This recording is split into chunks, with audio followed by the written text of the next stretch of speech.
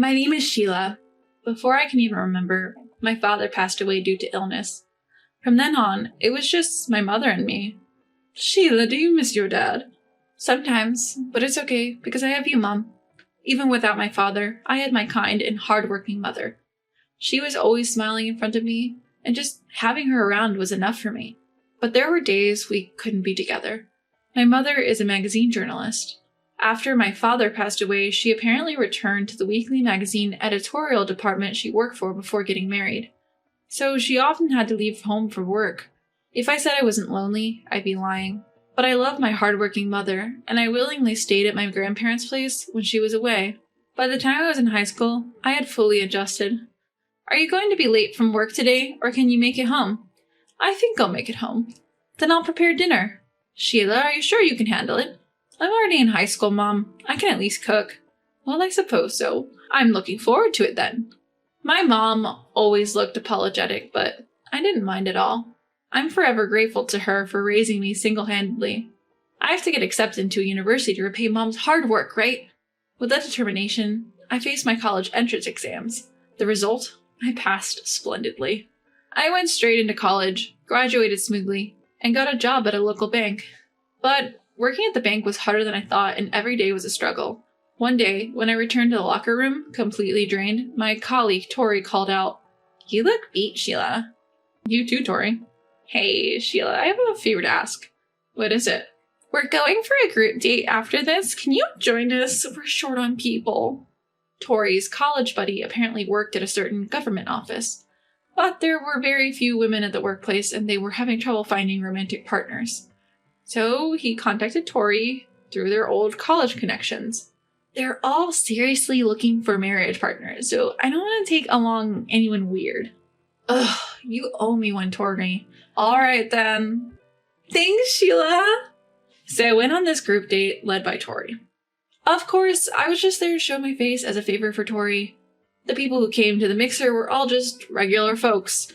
They weren't the uptight people I had imagined. While I was confused by the gap between reality and my imagination, a man spoke to me.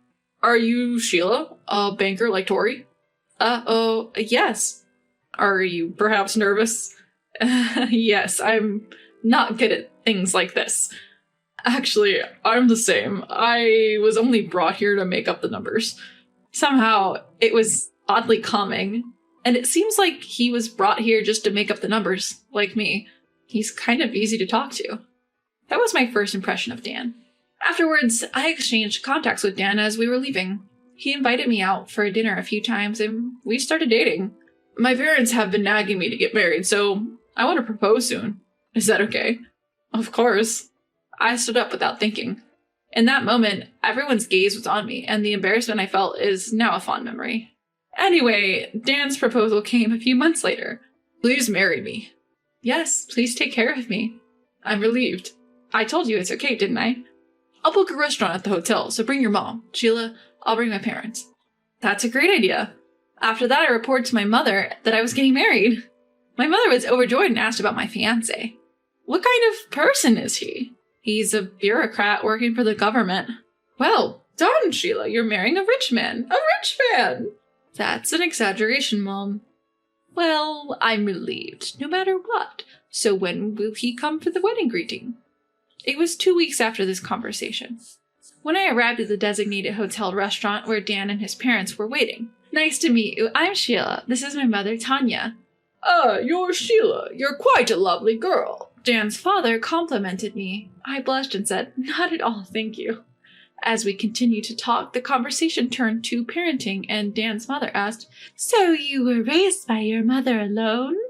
She really grew up to be a good girl. I didn't do anything special. As we were having such a conversation, Dan's father said, A child from a single-parent home. That worries me a bit. Oh, what about a single-parent home concerns you? My mother asked Dan's father. Dan's father chuckled. Well, you're self-employed as a freelance writer, right? So the child of a poor person is becoming my daughter-in-law. That would naturally be concerning. A poor person's child. My mother frowned. I glanced at Dan and saw that he was just fumbling. Why isn't he saying anything when I'm being belittled? I thought as the thought flashed through my mind. I've helped with the application for financial assistance for such poor people. It was really a hassle. At that moment, my mother's gaze sharpened. She seemed quite angry. But she didn't voice it. Instead, she said to Dan's father, "You're quite the bureaucrat. For future reference, please tell me more." "Sure. If you listen carefully, it'll be a good reference for a poor person." "Well, well. In that case, can I record your noble story?" Perhaps inspired as a freelance writer, my mother took out a pen and notebook. "All right. Mostly, I work on applying for benefits." Dan's father started talking cheerfully. However, the content was entirely derogatory. He referred to ordinary people as poor and constantly claimed that they were useless. He further stated that poor people are meant to be used and they were in a position to use them. I wonder what Dan thinks of this story. I looked at Dan. Then it seemed like Dan wanted to say something, but he didn't say anything. I didn't expect him to be so unreliable. He didn't stand up for me earlier either. I felt my love for Dan cooling down. Is it really okay to marry this person? I even started having such thoughts. Just then, bang! Suddenly, my mother rose from her seat. "That's enough! I can't let my precious daughter marry the son of people like you." "Oh, are you going to break off the engagement now? In that case, we will demand compensation for emotional distress," Dan's mother threatened. My mother, not to be outdone, glared back. "Go ahead, feel free. I'll pay any amount of compensation." "Can the poor pay?" "I can pay anything. But in return, I'm going to sue you too." "A poor person standing up to a bureaucrat? That's unbelievable. Don't regret it." "I won't regret anything. Look forward to tomorrow's morning talk shows." With that, my mother turned to me. She took my hand and said, "Sheila, I'm sorry. I've messed up the marriage." "No, it's okay. I didn't think he was like this either." I glared at Dan and he quickly looked away. He couldn't say anything back to his parents even when I or my mother was being insulted.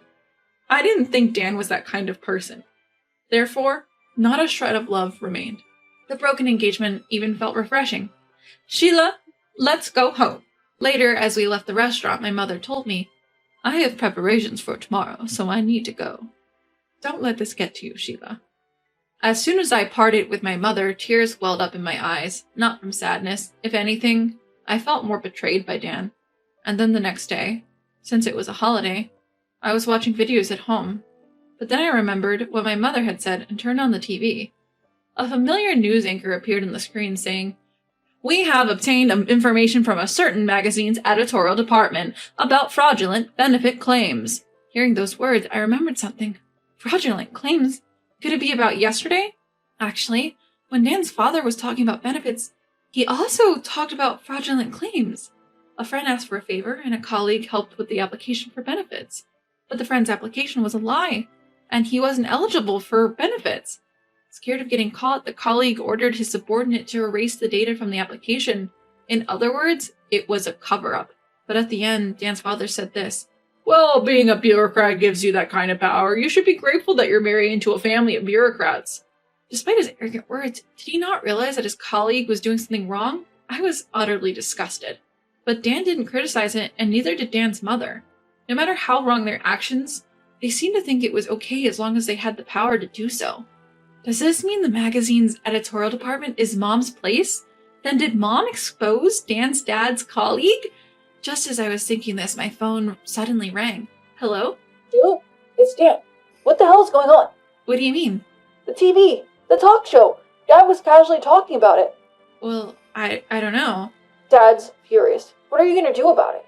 I could hear Dan's panicked voice, but there was nothing I could do. Looking at the TV again, the news anchor was saying, "And that was the news about fraudulent benefit claims. We also have audio data of a confession from a serving bureaucrat." Audio data from a serving bureaucrat? Come to think of it, my mom had asked Dan's father if she could record the conversation at the greeting event yesterday.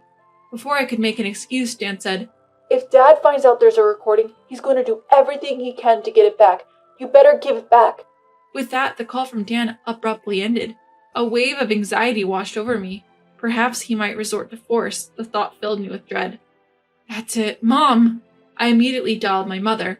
Then the sound of a ringing phone came from the front of the house.